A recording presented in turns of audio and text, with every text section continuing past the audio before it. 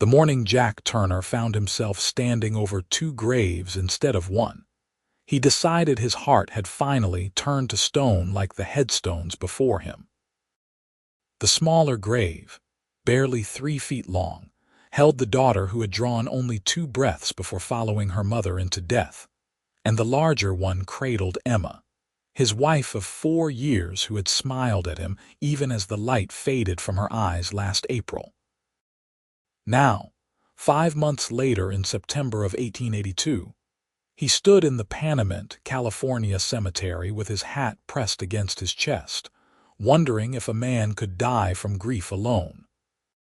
The town had grown quiet around his sorrow, folks giving him space the way you would a wounded animal, and Jack had spent the summer working his small ranch until his hands bled, and his body collapsed each night into a sleep too exhausted for dreams.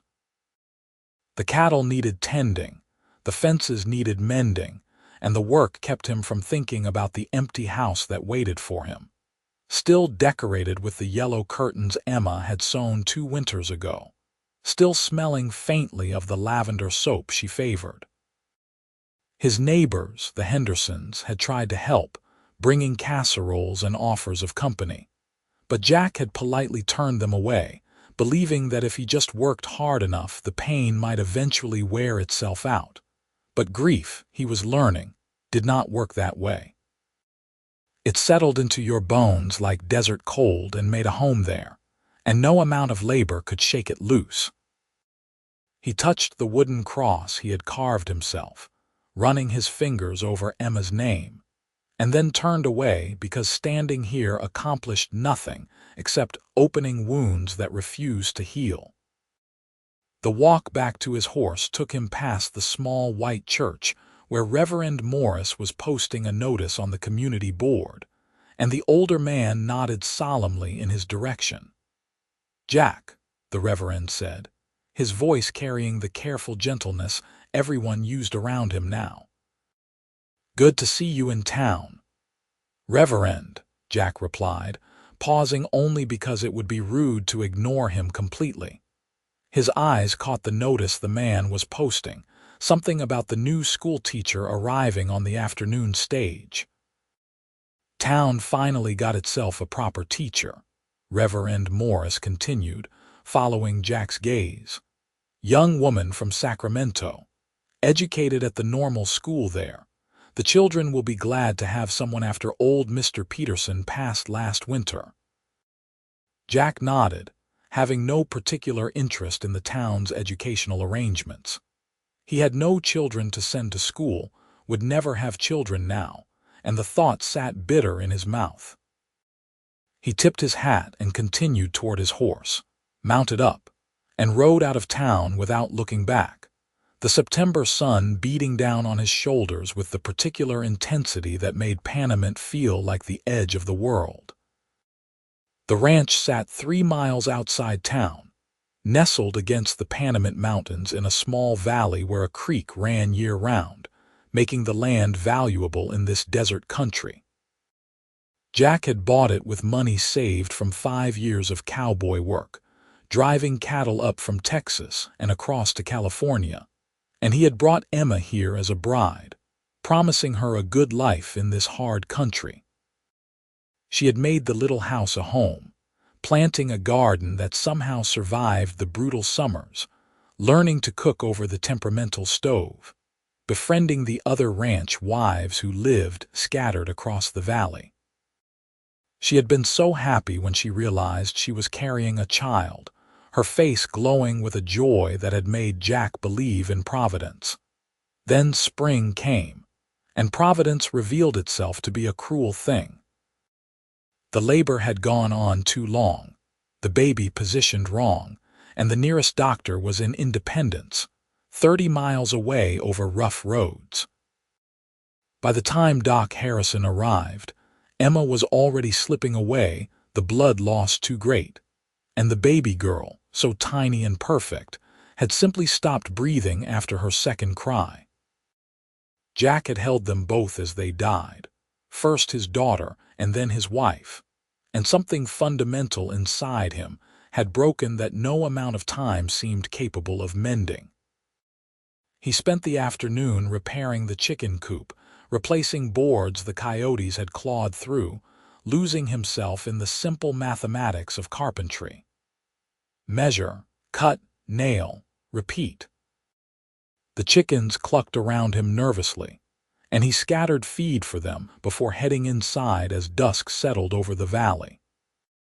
The house felt too large and too empty simultaneously, and he ate a cold supper of bread and dried beef rather than bother with the stove, washing it down with coffee he had made that morning and reheated until it tasted like tar. Sleep came eventually, dreamless and heavy, and he woke before dawn to begin the cycle again. This was his life now, this endless repetition of work and exhaustion, and he had accepted it with the same resignation a man accepts any unchangeable fate. Love was something he had lost, something that belonged to a version of himself that no longer existed, and he felt no particular desire to search for it again. Emma had been his chance at happiness, and she was gone, and that was simply how things were. The following Tuesday, Jack needed supplies and rode back into Panamint, watching the town wake up around him as merchants opened their shops, and the smell of fresh bread drifted from the bakery. He tied his horse outside Morrison's general store and went inside, nodding to Clara Morrison behind the counter as he gathered flour, sugar, coffee, and ammunition for his rifle. Through the window, he could see a small crowd gathered outside the church building that doubled as the schoolhouse, and Clara followed his gaze. "New teacher started yesterday," she said, wrapping his purchases in brown paper. "Folks say she's real nice." "Pretty too, though that should not matter for teaching, I suppose." Jack made a non-committal sound, counting out coins from his pocket. He had no interest in the new teacher's appearance or personality, but Clara Morrison was the type who took silence as invitation to continue talking. "Her name is Miss Sophia Ellis, from Sacramento. 23 years old and educated proper. She's staying in the room behind the schoolhouse until she finds something more permanent. I met her yesterday when she came in for supplies. Real polite with a kind smile. Asked all about the town and the children she would be teaching."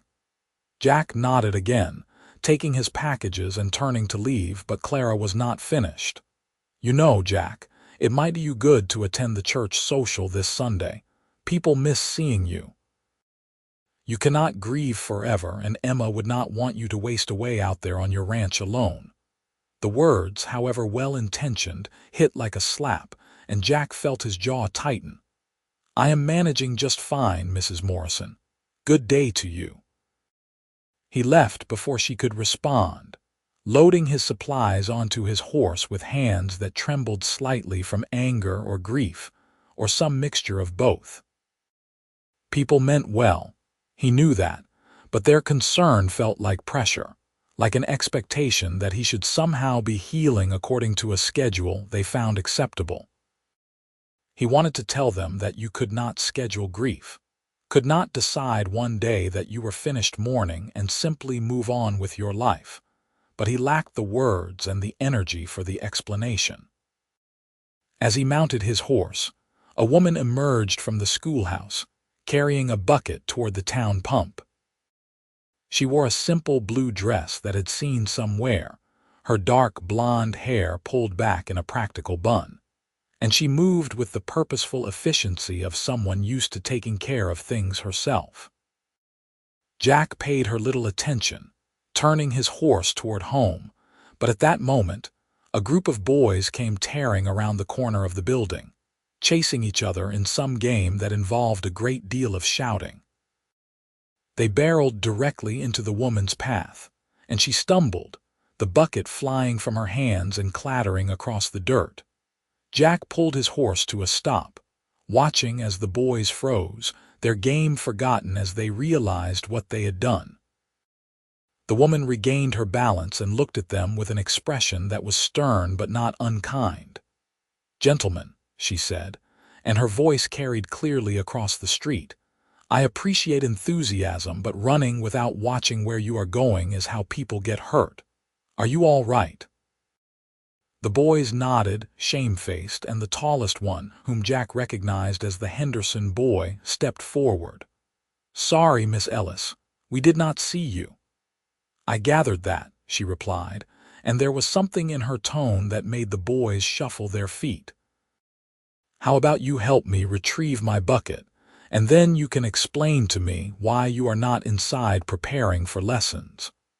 The boys scrambled to help, and Jack found himself watching the interaction with something like interest, though he could not say why. The woman handled the situation with a calm authority that suggested she knew exactly how to manage children without resorting to the harsh discipline some teachers favored. She thanked the boys, sent them inside with a few quiet words, and then bent to inspect the bucket for damage. Jack realized he was staring and looked away, touching his heels to his horse's flanks. But before he could leave, the woman glanced up and caught his eye, offering a small, polite smile of the sort you gave to strangers in passing.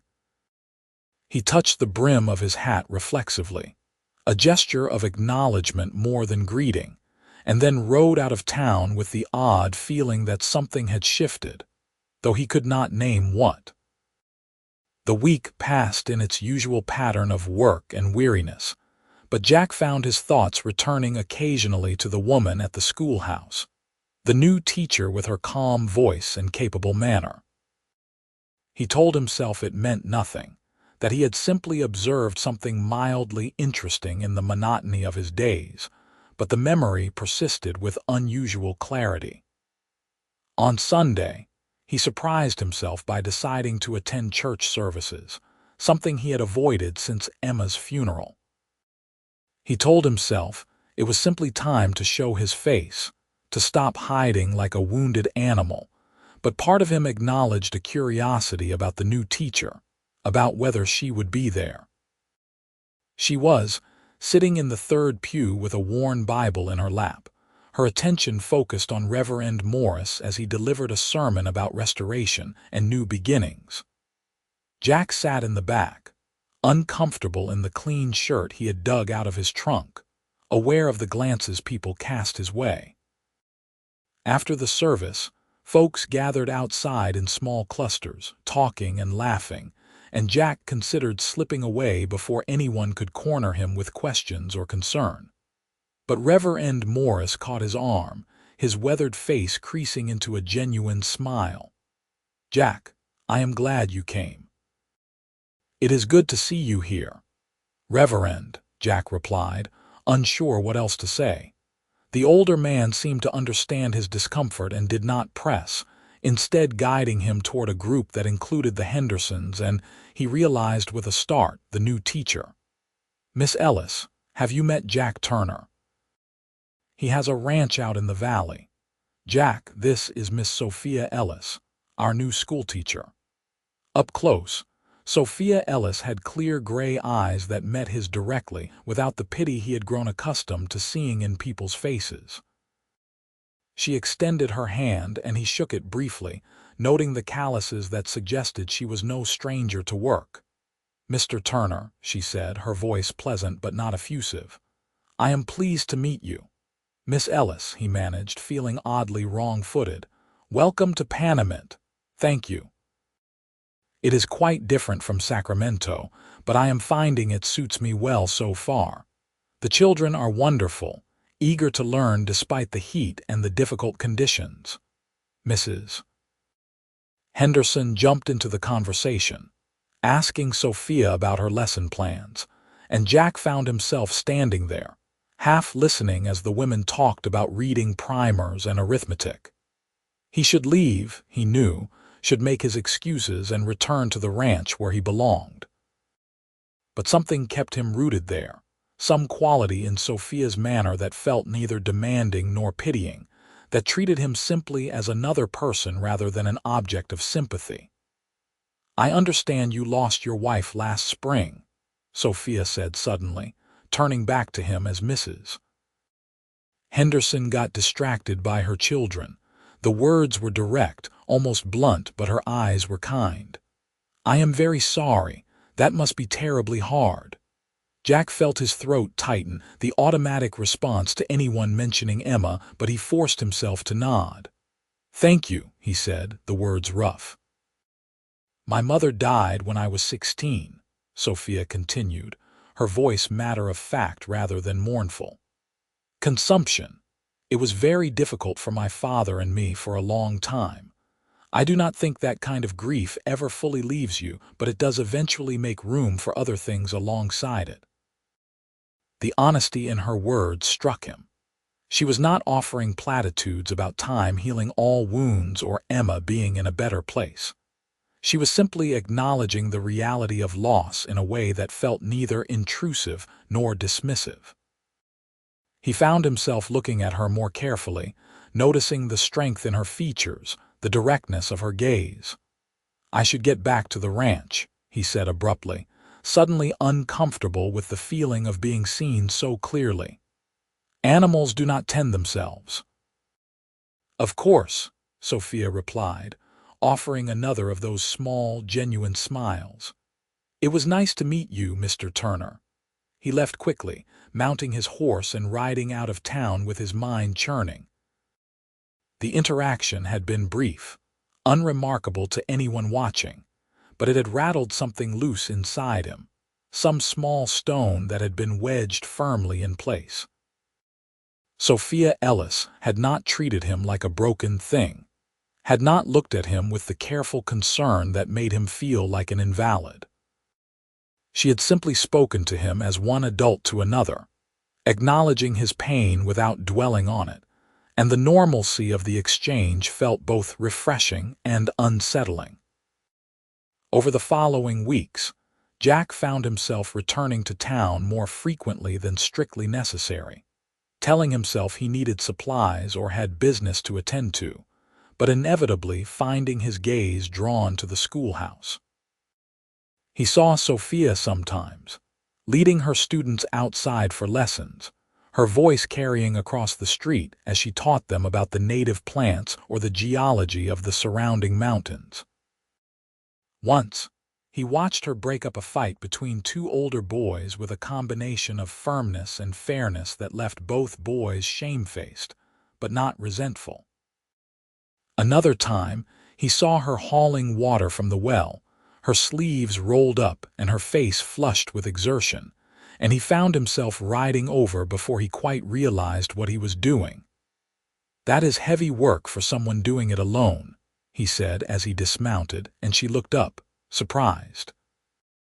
"Mr. Turner," she said, setting down the buckets, "I did not expect to see you." "I was in town," he replied, which was not exactly a lie. "Let me help with those."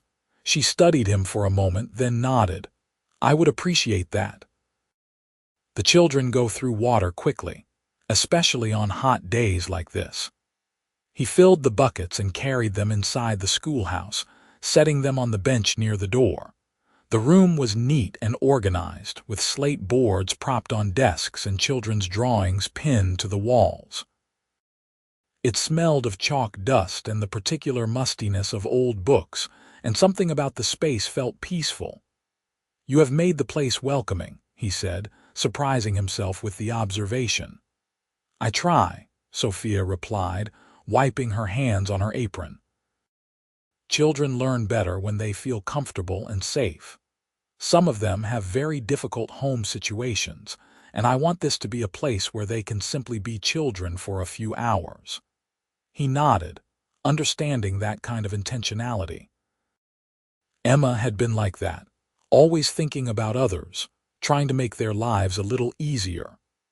The memory came with its usual pang, but it felt slightly less sharp than it had, the edge worn down by time and perhaps by the distraction of the present moment.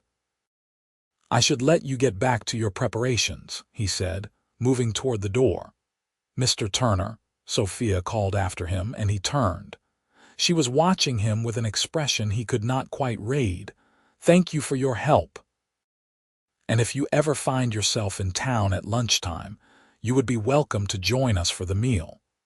The children always enjoy meeting people from the community, hearing about their work and lives. The invitation was casual, no pressure behind it, but it sat with Jack as he rode home, turning over in his mind like a smooth stone. When had he last spoken to children? When had he last thought about the future in any terms beyond the next day's work? The questions followed him through his evening chores and into the night, and when he finally slept, he dreamed of Emma but woke feeling less burdened than he had in months. October arrived with cooler temperatures and the first hints of winter in the high peaks of the mountains. Jack's routine had shifted subtly to include more frequent trips to town, and he began timing them to coincide with the school's lunch hour. The first time he accepted Sophia's invitation and entered the schoolhouse, the children had stared at him with wide eyes until Sophia introduced him as a rancher. And then they peppered him with questions about cattle and horses, and whether he had ever fought Indians or outlaws. He answered honestly, telling them that ranching was mostly hard work, and that he had never fought anyone, Indian or otherwise, which seemed to disappoint some of the boys but satisfied their curiosity. Sophia listened to his explanations with interest, occasionally adding context or turning his answers into lessons about geography or animal husbandry. He found himself looking forward to these visits, to the energy of the children, and the way Sophia managed the classroom with patient skill. She had a gift for teaching, for making even dry subjects interesting, and he admired the dedication she brought to her work. One afternoon, after the children had been dismissed, Jack lingered to help Sophia clean the classroom, stacking slates and sweeping the floor. They worked in comfortable silence for a while before she spoke. "You are good with the children," she said, not looking at him as she wiped down the desks. "They like you." "They are easy to talk to," he replied, surprised to realize it was true. "They ask direct questions. No hidden meanings or agendas." "Unlike adults," Sophia said with a small smile. "Yes, I know what you mean. It is refreshing." He paused in his sweeping, leaning on the broom handle. "Why did you come here? Panamint is not exactly a desirable posting for a trained teacher." She considered the question, her hands stilling on the desk. "I wanted to go somewhere I was needed. Sacramento has plenty of teachers, and I would have been just one more. Here I can make a real difference. And truthfully, I wanted distance from my father. He remarried last year, and while I am happy for him, watching him build a new life was harder than I expected. I needed space to figure out who I am outside of being his daughter or my mother's replacement in the household." The honesty in her answer made Jack realize how rarely people spoke to him with such openness. "That makes sense," he said quietly. "Sometimes you need to step away from the old life to see what is possible." "Yes," she agreed, meeting his eyes. "Exactly that." Something passed between them in that moment, an understanding that went beyond words. They were both, in their own ways, trying to figure out how to move forward from grief and loss, how to build something new from the wreckage of what had been. Jack felt a flutter of something in his chest, a sensation he had thought died with Emma, and it frightened and intrigued him in equal measure. Over the following weeks, their friendship deepened through small moments and shared conversations. Jack began bringing firewood for the schoolhouse stove as the weather turned colder, stacking it neatly outside the door. Sophia started saving him a portion of the simple lunches she prepared, thanking him for his help with a warmth that felt genuine rather than obligatory. They talked about books, which surprised Jack because he had not realized how much he missed discussing the novels Emma used to read aloud in the evenings. Sophia had brought a small library with her from Sacramento, and she lent him volumes by Dickens and Hawthorne, which he read by lamplight in his empty house, hearing her voice in his head as he turned the pages. The town noticed, of course. Panamint was too small for anything to go unnoticed, and Jack caught the speculative glances, the whispered conversations that stopped when he approached. He told himself he did not care what people thought, that he and Sophia were simply friends, but the truth was more complicated. He found himself thinking about her at odd moments, wondering what she was doing, whether she was warm enough in the drafty room behind the schoolhouse, if she was happy. When he saw her in town, his heart lifted in a way that felt both wonderful and treacherous, like a betrayal of Emma's memory. The guilt gnawed at him, making him withdraw slightly, skipping a few lunch visits and avoiding town when he could.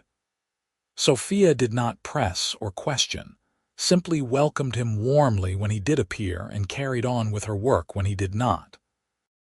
But one evening in early November, as Jack sat alone in his house staring at Emma's photograph on the mantel, he heard a knock at his door. He opened it to find Sophia standing there, wrapped in a heavy shawl against the cold, her cheeks pink from the ride. "Miss Ellis," he said, startled. "What are you doing here? It is nearly dark." "I borrowed a horse from the livery," she said, her tone matter of fact. "I wanted to speak with you, and you have been avoiding town." He could not deny it, so he stepped back and gestured her inside. She entered, looking around the neat but sparse interior, her gaze lingering on Emma's curtains and the photograph.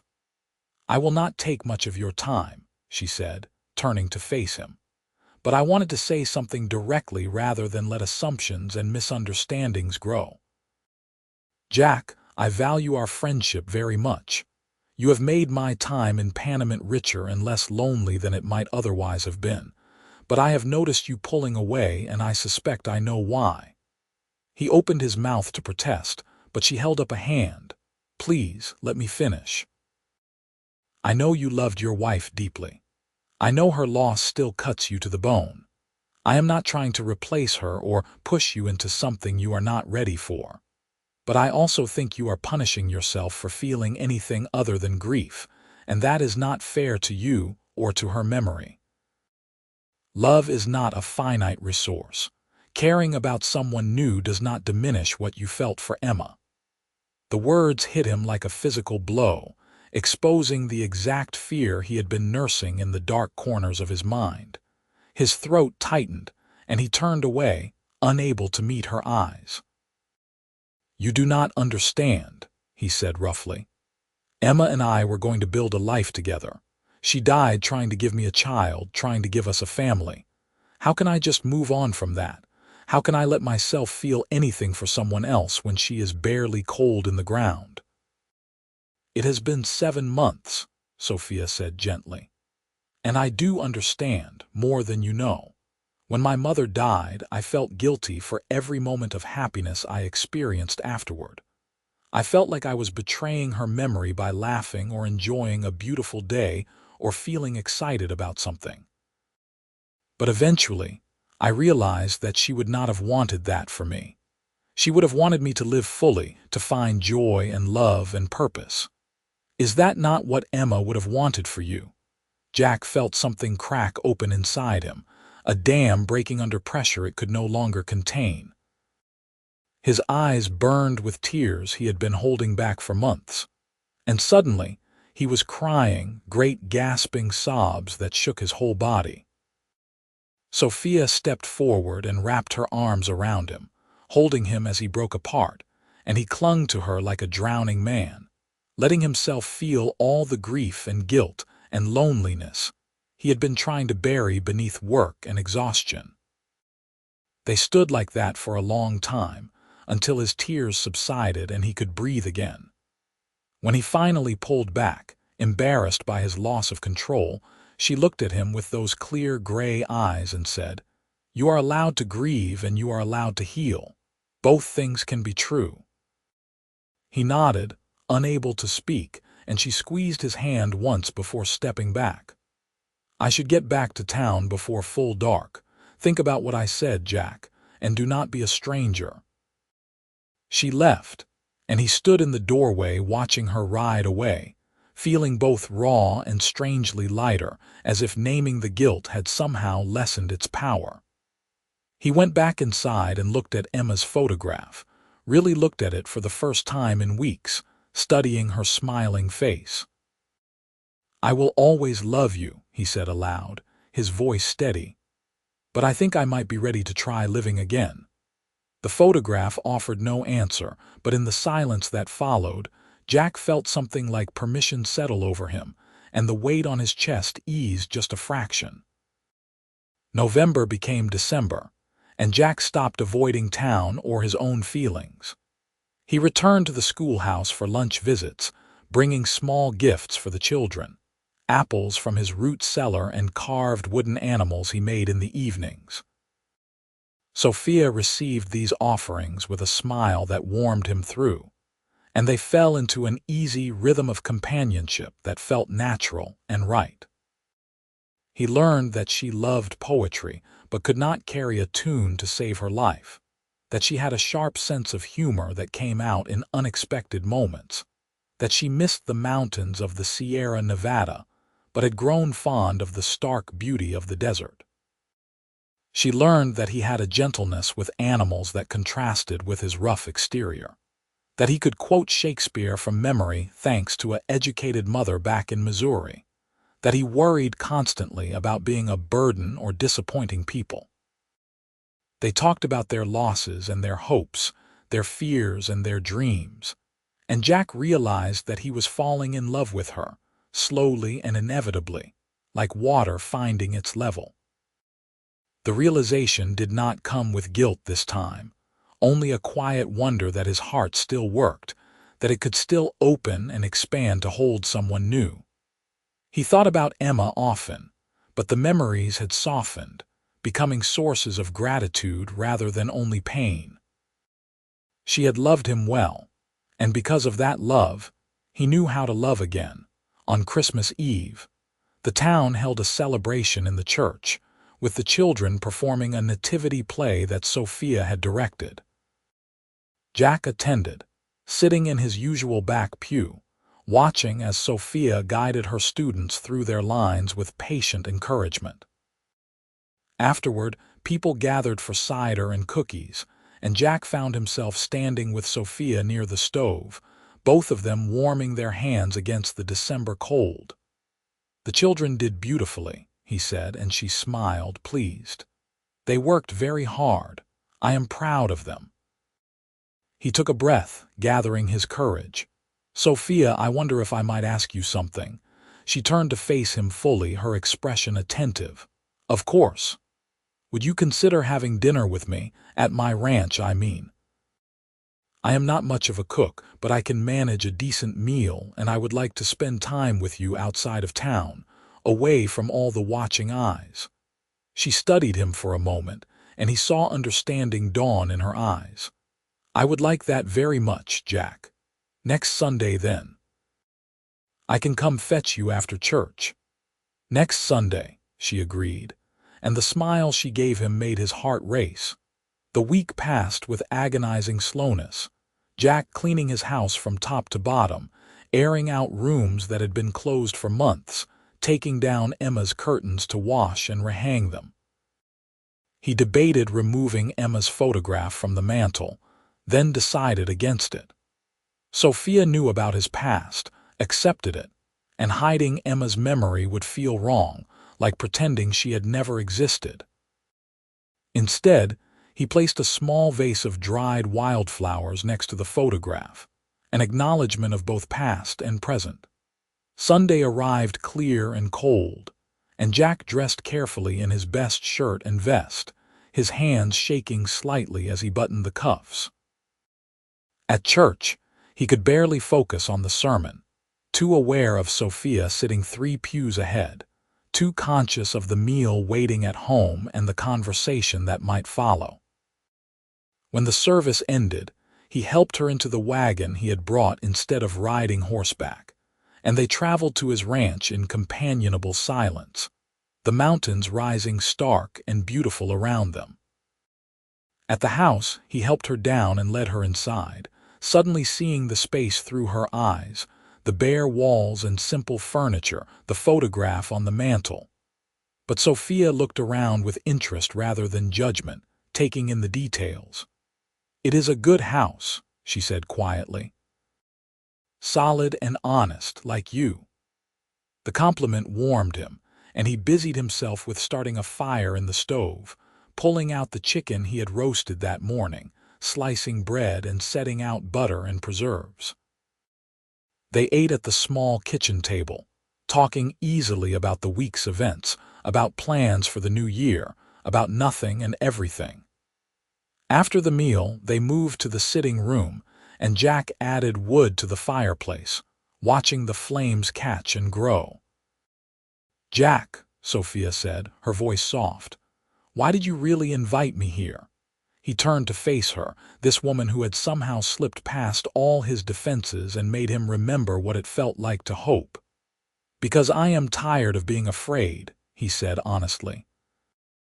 "Because you make me believe that I can have a future, not just an endless present. Because I care about you, Sophia, more than I thought I would ever care about anyone again." She stood and crossed to him, taking his hands in hers. "I care about you too, very much. But I need to know that you are truly ready for this, that I am not just a convenient comfort or a way to stop being lonely."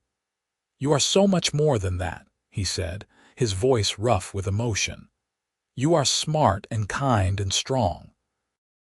You challenge me and understand me in ways I did not know I needed. When I am with you, I feel like myself again, like the man I was before grief hollowed me out. I loved Emma with everything I had, and I will always love her memory. But you, Sophia, you make me want to love again, to build a life again, and that is a gift I never expected to receive." Tears shone in her eyes, but she was smiling. "That is what I needed to hear." He cupped her face in his hands, searching her eyes for any hesitation, finding only warmth and certainty. "May I kiss you?" "Yes," she whispered, and he leaned down, pressing his lips to hers in a kiss that was gentle and searching, a question and an answer both.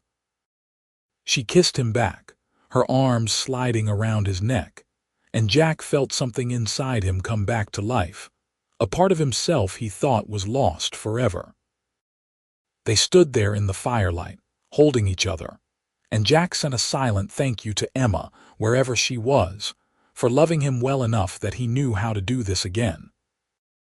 Then he let himself simply be present in the moment, feeling Sophia's heartbeat against his chest, the warmth of her body against his, the promise of a future they would build together. The winter passed in a series of stolen moments and growing intimacy. Sophia continued teaching, and Jack continued ranching, but they spent every Sunday together, alternating between his ranch and quiet walks around the countryside. They talked about marriage, about what their life together might look like, about the challenges of blending his grief and her independence into something new and shared. Sophia was patient with Jack's occasional retreats into sadness, understanding that healing was not linear, while Jack learned to appreciate Sophia's need for autonomy and purpose outside of their relationship.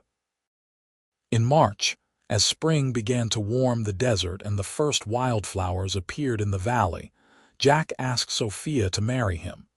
He did it without fanfare, simply taking her hand as they walked near the creek that ran through his property and saying, "I want to spend my life with you. I want to wake up next to you every morning and build something good and true together. Will you marry me, Sophia?" She looked at him with those clear gray eyes that had seen through him from the beginning, and her smile was radiant. "Yes, Jack, I will marry you." They wed in early April, exactly 1 year after Emma's death, in the small church with half the town in attendance. Reverend Morris performed the ceremony, his voice warm with approval, and Jack stood at the altar feeling both the weight of his past and the lightness of his future. When he kissed Sophia as his wife, he felt no guilt, only gratitude that life had given him this second chance, this unexpected grace. Sophia moved to the ranch, bringing her books and her sharp mind and her steady presence. She continued teaching for another year, riding into town each morning and returning each evening, until she discovered she was pregnant in the summer of 1883.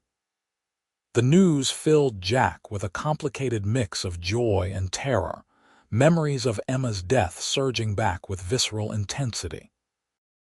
Sophia understood his fear, holding him through the panic attacks that came in the night, reminding him that her pregnancy was progressing normally, that she was strong and healthy, that Doc Harrison had already promised to be available when her time came. "I am not Emma," she told him one night, her hand resting on her swelling belly. "What happened to her was a tragedy, but it does not mean the same thing will happen to me. You have to trust that, Jack, or you will drive yourself mad with worry." He tried, focusing on preparing for the baby, fixing up the small bedroom that had been meant for the daughter who never lived, painting it cheerful yellow and building a cradle from oak wood. Sophia's pregnancy advanced without complication, and when her labor began in February of 1884, Doc Harrison was there within 2 hours, and Sophia's delivery, while painful and exhausting, proceeded normally. Jack held his son for the first time as dawn broke over the mountains, this tiny perfect being with Sophia's nose and his own dark hair, and he wept with relief and joy and wonder. They named him James, after Jack's father, and he was a healthy, lusty baby who kept them awake at night and filled the house with noise and life. Sophia proved to be a natural mother, patient and loving, and Jack discovered a tenderness in himself he had not known existed, this fierce protectiveness mixed with awe at the fragile miracle they had created. The town celebrated with them, bringing gifts and congratulations, and Jack realized that he had somehow, without quite noticing, built a community again, a web of connection that extended beyond his ranch. 2 years later, Sophia gave birth to a daughter they named Alina, and their family felt complete. Jack ran his ranch with steady success, expanding his herd and improving his land, while Sophia occasionally took in students for private tutoring, keeping her mind sharp while raising their children. They built a life of simple joys and hard work, of family dinners and bedtime stories, of arguments and reconciliations and the deep comfort of knowing someone completely. Jack never forgot Emma. Her photograph remained on the mantel, and he told James and Alina about their half-sister who had not lived, making sure those brief moments of life were honored and remembered. But the grief that had once consumed him had transformed into something gentler, a bittersweet appreciation for what had been and gratitude for what was. Sophia never felt threatened by Emma's memory, understanding that Jack's heart was large enough to hold both past and present, and her generosity allowed him to integrate all the parts of himself into a coherent whole. On a spring morning in 1889, Jack stood on his porch watching James, now 5 years old, chase chickens while Alina toddled after him on unsteady legs, her laughter ringing across the valley. Sophia came up behind him, sliding her arms around his waist and resting her head against his back. "Happy?" she asked, and he turned, pulling her close. "More than I ever thought I would be again," he said honestly. "You gave me back my life, Sophia. You reminded me that love does not die just because people do, that the heart can heal and grow and hold more than you think possible." "You did the same for me," she replied, looking up at him. "You taught me that strength and gentleness can exist in the same person, that vulnerability is not weakness, that building a life with someone requires courage and trust." They stood there together, watching their children play, the ranch spreading out around them in all its hard-won beauty. The Panamint Mountains rose in the distance, unchanged and unchanging, witness to all the small human dramas that played out in their shadow. Jack thought about the man he had been 7 years ago, standing over 2 graves and believing his life was over, and he marveled at how wrong he had been. Love had found him again when he least expected it, in the form of a determined schoolteacher who saw past his grief to the man underneath. She had reminded him that life continued, that hearts could heal, that endings could become beginnings if you had the courage to let them. And in return, he had given her a home and a family and a love that honored both her independence and their partnership. That evening, after the children were asleep and the ranch was quiet, Jack and Sophia sat together on the porch watching the stars emerge in the vast desert sky. He held her hand, feeling the calluses that years of work had created, the wedding band that matched his own, the living warmth that was such a contrast to the cold stone of grave markers. "Thank you," he said quietly, and she looked at him questioningly. "For not giving up on me. For seeing past the broken parts to something worth salvaging. For loving me when I did not think I could be loved again." "You were always worth it," she replied, squeezing his hand. "You just needed time to remember that yourself." They sat in comfortable silence as night settled fully over the valley. Two people who had found each other against all odds, who had built something good and lasting from the wreckage of loss. Inside the house, their children slept peacefully, dreaming whatever dreams children dream, and the future stretched before them full of possibility and promise. Jack Turner had learned that grief and joy could coexist, that loving someone new did not erase loving someone lost, that the heart was more resilient than he had ever imagined. He had learned to forgive himself for surviving, for wanting to live fully rather than simply exist. And most importantly, he had learned that love, in all its forms, was the thread that connected past to present to future, that made the hard work of living worthwhile. As the stars wheeled overhead in their ancient patterns and the desert night sang its quiet song, Jack felt at peace in a way he had not thought possible during those dark months after Emma's death.